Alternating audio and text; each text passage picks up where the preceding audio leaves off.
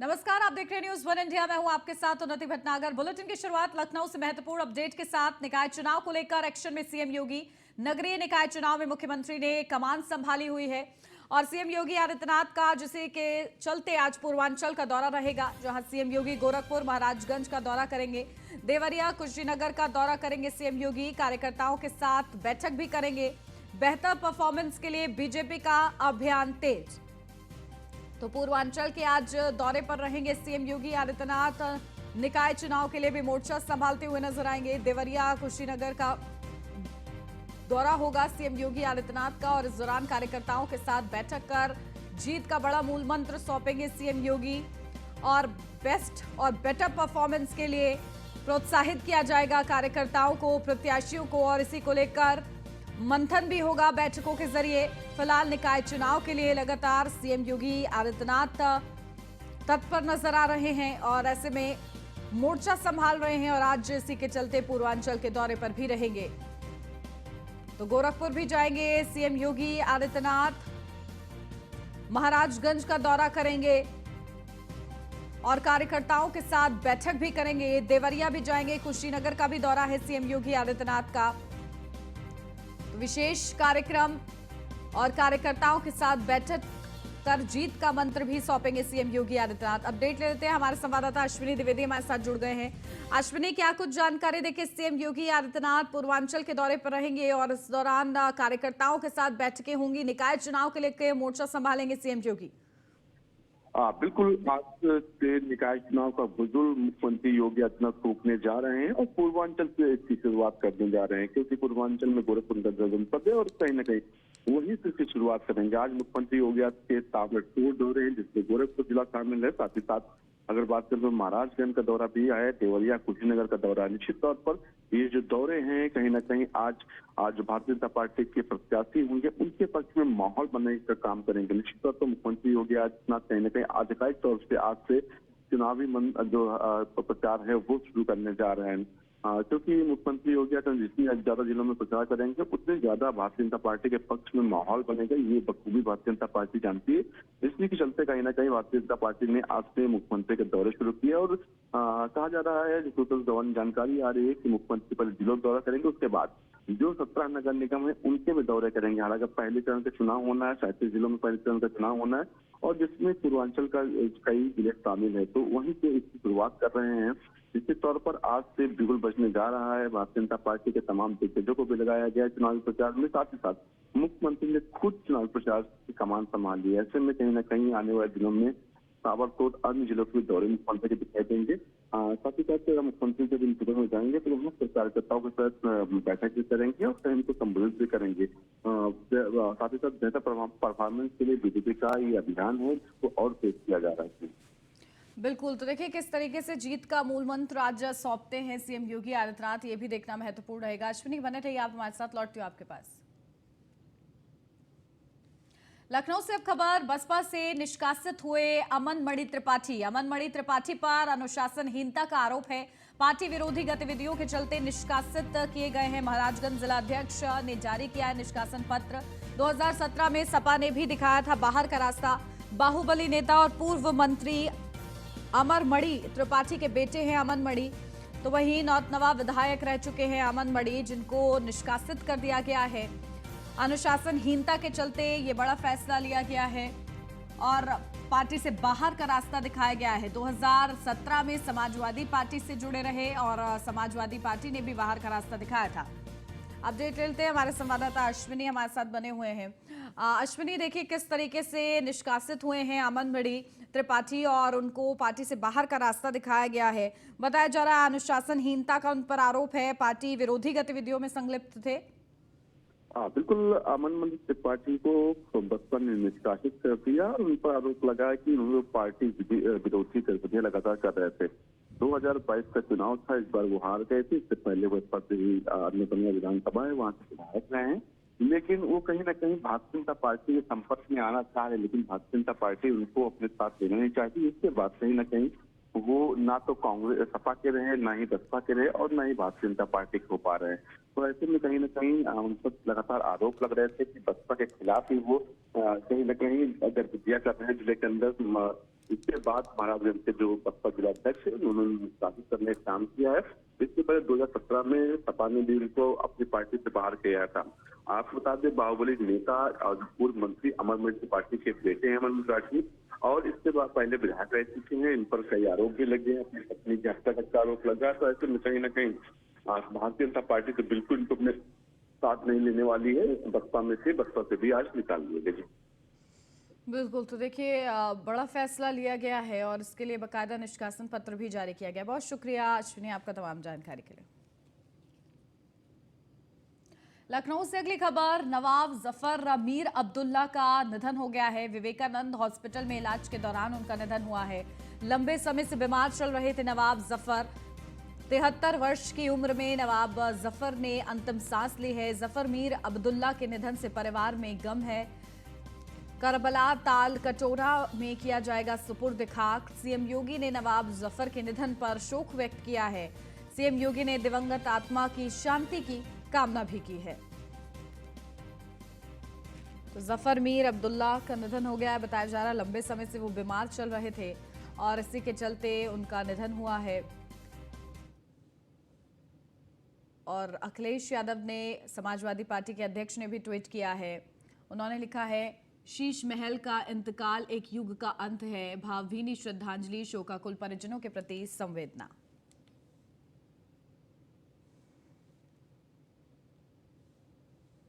तो मोहसिन रजा ने भी ट्वीट किया है। उन्होंने लिखा है, इन्ना लिल्लाहि व इन्ना इलाही राजियान जनाब नवाब जाफर और अब्दुल्ला साहब का इंतकाल लखनऊ के विवेकानंद हॉस्पिटल में होने की दुखद खबर मिली।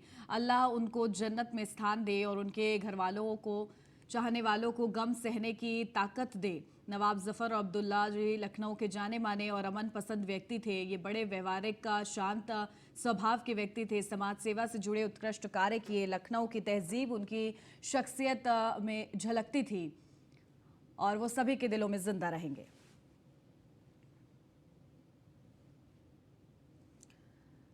तो समाजवादी पार्टी के नेता शिवपाल सिंह यादव ने भी ट्वीट किया है, अवध की तहजीब, सफाकत व नवाबी विरासत एवं ऐश्वर्य के ध्वजवाहक और शीश महल लखनऊ के नवाब जफर और अब्दुल्ला साहब के निधन का दुखद समाचार प्राप्त हुआ है। आप लखनऊ से और लखनऊ आपसे अलहदा नहीं हो सकता। नवाब जफर और अब्दुल्ला साहब का निधन एक युग का अंत है। भावभीनी श्रद्धांजलि। वाराणसी से अब खबर, G20 समिट का तीसरा दिन आज। वाराणसी में G20 समिट का अंतिम दिन आज। कार्यक्रम में एग्रीकल्चर वर्किंग पर ग्रुप मीटिंग। कार्यक्रम के अंतिम दिन होगी प्रमुख कृषि वैज्ञानिकों की बैठक में दिया जाएगा MCS 2023 विज्ञापन पर अंतिम रूप। G20 देशों के प्रतिनिधि करेंगे ट्रेड फैसिलिटेशन केंद्र का दौरा। समिट में कृषि शिक्षा, अनुसंधान आदि मुद्दों पर जोर। समिट में तैयार होगा वैश्विक कृषि के विकास का नया रोड मैप। G20 समिट के आयोजन में जुटेंगे 20 देशों के प्रतिनिधि। एक पृथ्वी, एक परिवार व एक भविष्य की नींव रखेंगे G20 सम्मेलन। इस साल भारत कर रहा है G20 की मेजबानी। देश के 60 शहरों में होंगे G20 सम्मेलन की 200 बैठकें। तो समिट में कृषि, शिक्षा, अनुसंधान आदि मुद्दों पर जोर दिया जाएगा। देश के 60 शहरों में होंगे G20 सम्मेलन के 200 बैठकें। तो आज के कार्यक्रम, एग्रीकल्चर वर्किंग पर ग्रुप मीटिंग। कार्यक्रम में प्रमुख कृषि वैज्ञानिकों की बैठक होगी और इसी के साथ बैठक में दिया जाएगा MCS 2023 विज्ञापन पर अंतिम रूप। G20 देशों के प्रतिनिधि करेंगे ट्रेड फैसिलिटेशन केंद्र का दौरा। समिट में तैयार होगा वैश्विक कृषि के विकास का नया रोड मैप। तो समिट में कृषि, शिक्षा, अनुसंधान मुद्दों पर चर्चा की जाएगी। तो कार्यक्रम में एग्रीकल्चर वर्किंग पर ग्रुप मीटिंग होगी। तो विशेष इंतजाम G20 बैठक के लिए सीएम योगी सरकार ने सुरक्षा के किए हैं। पूरे वाराणसी शहर को सजाया गया है। मेहमान नवाजी में कोई कमी न रह जाए, इसका ध्यान रखा जा रहा है। जिला प्रशासन की ओर से सभी प्रमुख चौराहों को भी सजाया गया है। शहर के एक चौराहे पर वसुदेव कुटुंबकम लिखकर मेहमानों का स्वागत किया गया है। G20 इंडियन प्रेसिडेंसी की थीम एक पृथ्वी, एक परिवार और एक भविष्य है।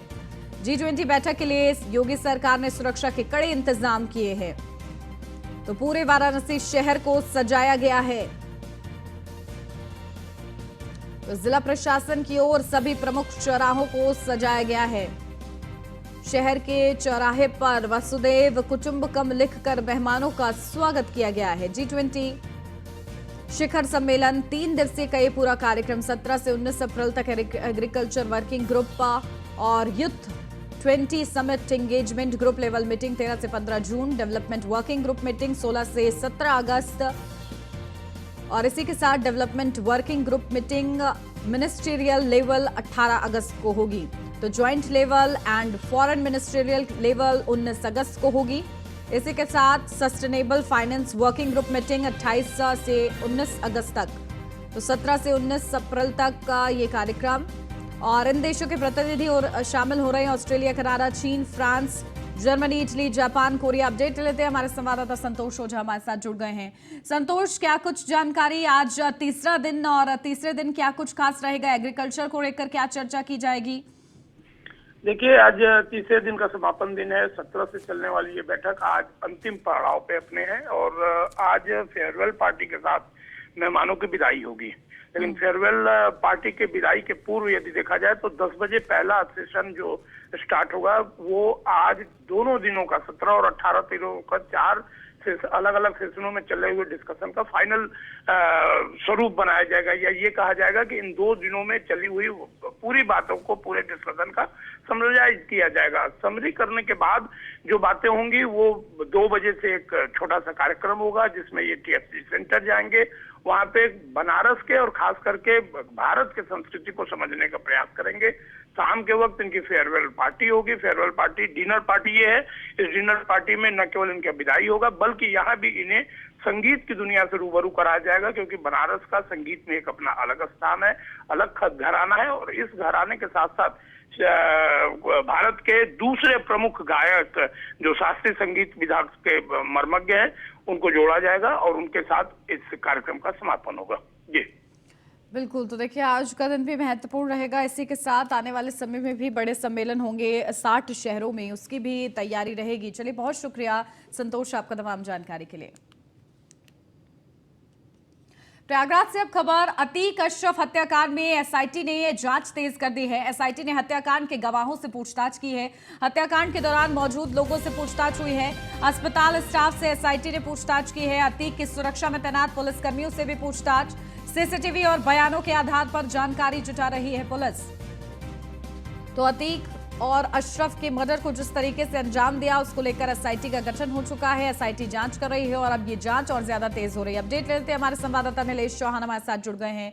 नीलेश, क्या कुछ जानकारी, देखिए किस तरीके से गवाहों से अब पूछताछ की जा रही है, प्रत्यक्षदर्शियों से पूछताछ हो रही है, क्या जानकारी अभी तक हाथ लग पाई है?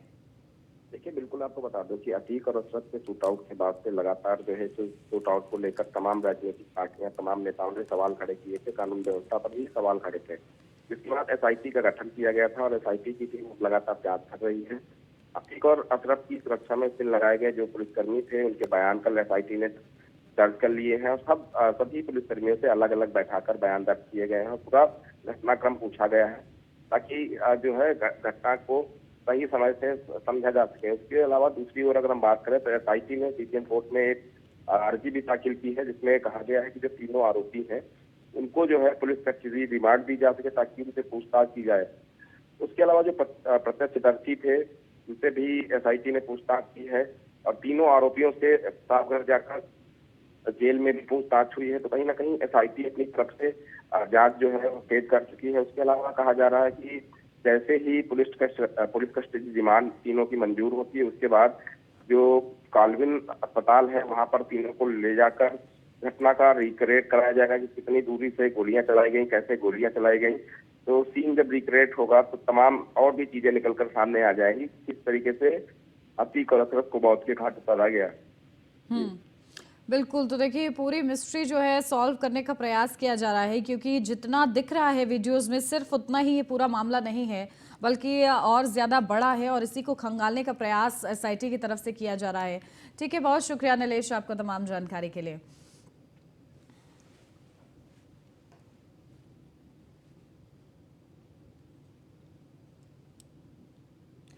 माफिया अतीक अहमद अब कब्र में दफन हो चुका है, लेकिन उसके राज इतने गहरे हैं जो अब एक एक करके सामने आ रहे हैं। उसके नाम और आतंक की चर्चा अभी भी हो रही है। वजह है उसके आतंक की खुलती पड़ते। देखिए रिपोर्ट।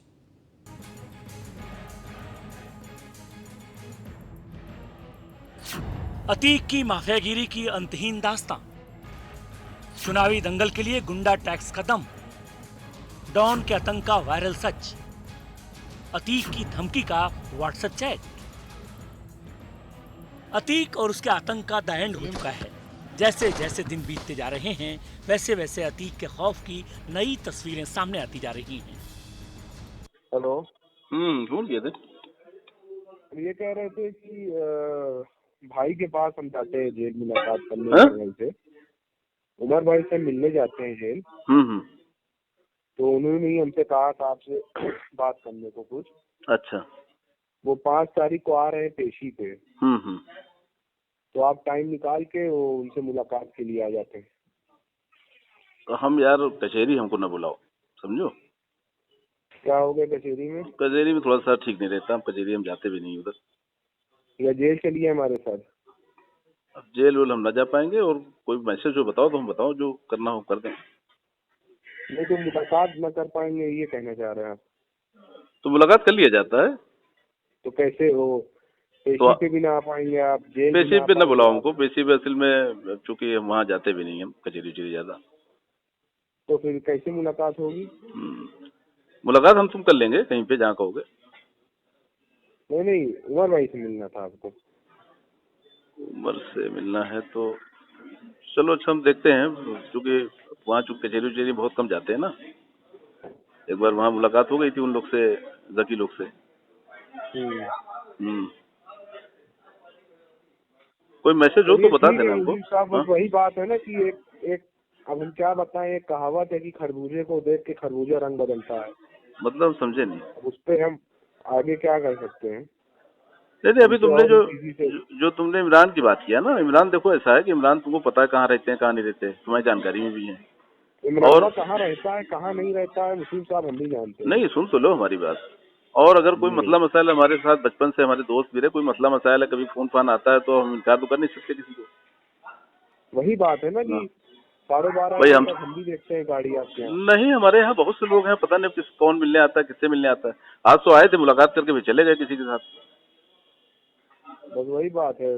चलिए ठीक है, हम बात कर लेते हैं। हमारा नंबर सेव कर लीजिए, बस फोन उठा लीजिए। ठीक है जी ठीक है। ये धमकी असद बिल्डर मोहम्मद मुस्लिम को दे रहा है। इस बात का एक और सबूत ये व्हाट्सएप चैट है। दावा किया जा रहा है कि व्हाट्सएप चैट माफिया अतीक ने मुस्लिम खान को भेजा था। वायरल हो रही इस चैट में माफिया अतीक पैसे वापस लेने की धमकी दे रहा है। इसके साथ ही बता रहा है कि अगर पैसे नहीं दिए गए तो अपनी जान से हाथ धो बैठेगा। अतीक ने अपने बेटों असद और उमर को पैसे देने के लिए कहा था। अतीक ने कहा था कि जल्दी हालात बदल जाएंगे। अतीक ने इस चैट में ये भी कहा था कि मैं मरने वाला नहीं हूँ। माफिया अतीक अहमद ने एक और तरीका इजाद किया था अपने जुल्म के साम्राज्य को आगे बढ़ाने के लिए। अतीक चुनाव लड़ने के लिए गुंडा टैक्स वसूलता था। अतीक 2 तरह की पर्ची बड़े कारोबारियों बिल्डरों को देता था। एक पर्ची गुलाबी होती थी तो दूसरी पर्ची सफेद रंग की। गुलाबी पर्ची का रेट 3 लाख से 5 लाख तक होता था, जबकि सफेद पर्ची का रेट 5 लाख से ऊपर हुआ करता था। रकम कैश में नहीं ली जाती थी, रकम सीधा अकाउंट में ट्रांसफर कराया जाता था। चुनाव टैक्स बैंक ऑफ महाराष्ट्र के अतीक के अकाउंट में ट्रांसफर किया जाता था। वहीं डॉन अतीक की मौत के बाद उसकी इस काली कमाई पर अतीक कुनबे के अंदर खींचतान शुरू हो गई है। अतीक की पत्नी शाइस्ता अतीक के धंधों को समेटने और फरारी में काली कमाई को बचाने में जुटी है, ताकि अतीक की काली कमाई पर कोई कब्जा न कर ले। लेकिन मुख्यमंत्री योगी आदित्यनाथ ने साफ कह दिया है, अगर यूपी में रहना है तो माफियागिरी से दूर रहना ही होगा। उत्तर प्रदेश 2017 के पहले 2 बातों के लिए, यानी उत्तर प्रदेश की कानून व्यवस्था तो बदतर थी ही। उत्तर प्रदेश दंगों के रूप में कुख्यात था। बहुत सारे जनपद तो ऐसे थे जहां के नाम से लोग डरते थे। आज मित्रों, उत्तर प्रदेश में किसी जनपद के नाम से डरने की आवश्यकता नहीं। जो पहले उत्तर प्रदेश के पहचान के लिए संकट थे, आज स्वयं आप देख रहे होंगे कि उनके लिए स्वयं ही संकट बनता जा रहा है। 2012 से 17 के बीच में 700 से अधिक दंगे उत्तर प्रदेश में हुए थे। 2007 से 2012 के बीच में 364 से अधिक दंगे यूपी में हुए थे। लेकिन 2017 से लेकर 2023 में एक भी दंगा यूपी में नहीं हुआ। एक भी बार कर्फ्यू यूपी में नहीं लगा, उसकी नौबत ही नहीं आने पाएगी। कोई पेशेवर अपराधी और माफिया किसी उद्यमी को फोन से डरा धमका नहीं सकता है, कोई नहीं डरा धमका सकता है। उत्तर प्रदेश आज बेहतरीन कानून व्यवस्था की गारंटी आपको देता ही है। बहरहाल देखना ये होगा कि अतीक को लेकर अभी और कितने राज हैं जो खुलने बाकी हैं। न्यूज़ 1 इंडिया के लिए प्रयागराज से नीलेश चौहान की रिपोर्ट। प्रयागराज में हुए माफिया ब्रदर्स हत्याकांड ने अतीक और अशरफ को मिट्टी में मिला दिया। लेकिन अतीक और अशरफ के अंतिम शब्द मेन बात हैं कि गुड्डू मुस्लिम, ये गुड्डू मुस्लिम आखिरकार कौन है जिसने शासन और प्रशासन को सोचने के लिए मजबूर कर दिया है। अतीक और अशरफ की मिट्टी में मिल जाने के बाद यूपी पुलिस के लिए गुड्डू मुस्लिम पहेली बन चुका है। देखिए उससे जुड़ी एक खास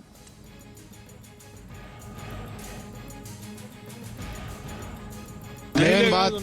मेन बात यह है कि गुड्डू मुस्लिम, वो बात जो सबसे मेन थी, वो बात अब अतीक और अशरफ के साथ ही दफन हो गई। मेन बात यह है कि गुड्डू मुस्लिम और काम तमाम। मेन बात तो अशरफ की जुबान पर ही रह गई। मेन बात यह है कि गुड्डू मुस्लिम। पत्रकारों ने अतीक से पूछा कि आपको जनाजे में नहीं ले गए, तो इस पर अतीक ने बोला नहीं ले गए तो नहीं ले गए। फिर अशरफ ने कहा कि मेन बात यह है कि गुड्डू मुस्लिम, और हमलावर ने अतीक के सिर में पिस्टल सटाकर गोली दाग दी। अतीक अशरफ के मर्डर के बाद अब चर्चा इस बात पर हो रही है कि आखिर अशरफ गुड्डू मुस्लिम के बारे में कौन सी मेन बात बताना चाहता था। अतीक और अशरफ किस गुड्डू मुस्लिम की बात करने वाले थे? कौन है वो गुड्डू मुस्लिम जो यूपी पुलिस के लिए एक पहेली बन गया है? 40 सालों तक जरायम की दुनिया से लेकर सियासत की दुनिया में जिस अतीक अहमद का सिक्का सबसे खरा था, उसी माफिया अतीक और उसके भाई अशरफ का नेटवर्क संभालता था 5 लाख का इनामी फरार गुड्डू बमबाज उर्फ गुड्डू मुस्लिम। बताया जा रहा है कि उमेश पाल की हत्या के बाद गुड्डू फरार होकर मेरठ गया था। 5 मार्च के सीसीटीवी फुटेज से पता चला कि गुड्डू मुस्लिम मेरठ गया था। मेरठ में अतीक की बहन आयशा नूरी के घर गुड्डू मुस्लिम नजर आया था। आयशा के पति अखलाक ने गले लगाकर गुड्डू मुस्लिम का स्वागत किया था। अतीक अहमद के सबसे करीबी गुड्डू मुस्लिम को बम बनाने का एक्सपर्ट माना जाता है। प्रयागराज का शूटआउट गवाह है कि गुड्डू मुस्लिम कैसे बमों से खेलता था। जिस गुड्डू मुस्लिम पर अतीक और अशरफ सबसे ज्यादा भरोसा करते थे, वो कहां गायब है? ये सवाल यूपी पुलिस के लिए भी किसी पहेली से कम नहीं है।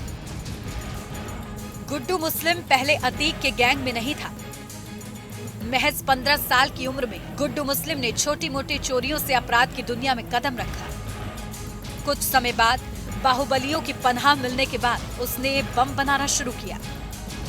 धीरे धीरे वो उत्तर प्रदेश के साथ साथ बिहार के कई गिरोहों के बीच बमबाज के नाम से मशहूर हो गया। देखते देखते उत्तर प्रदेश में होने वाले हर बड़े आपराधिक मामले में गुड्डू मुस्लिम का नाम भी जुड़ने लगा। गुड्डू मुस्लिम ने कई बाहुबली और माफिया डॉन के साथ काम किया। गुड्डू मुस्लिम कभी श्री प्रकाश शुक्ल की परछाई बन गया था। गुड्डू मुस्लिम ने माफिया सरगना मुख्तार अंसारी के लिए भी बम बनाए। धनंजय सिंह और अभय सिंह के गैंग में गुड्डू मुस्लिम को अच्छा काम मिला। 2 दशक तक गुड्डू मुस्लिम पूर्वी उत्तर प्रदेश के गैंग में नामी बना रहा। 1997 में गुड्डू ने गेम टीजर फेडरिक्स जे गेम्स की हत्या की थी। जेल में बंद गुड्डू की जमानत अतीक अहमद ने कराई थी। जमानत के बाद गुड्डू मुस्लिम अतीक का गुर्गा बन गया। गुड्डू मुस्लिम के तार बिहार के माफियाओं से भी जुड़े हैं।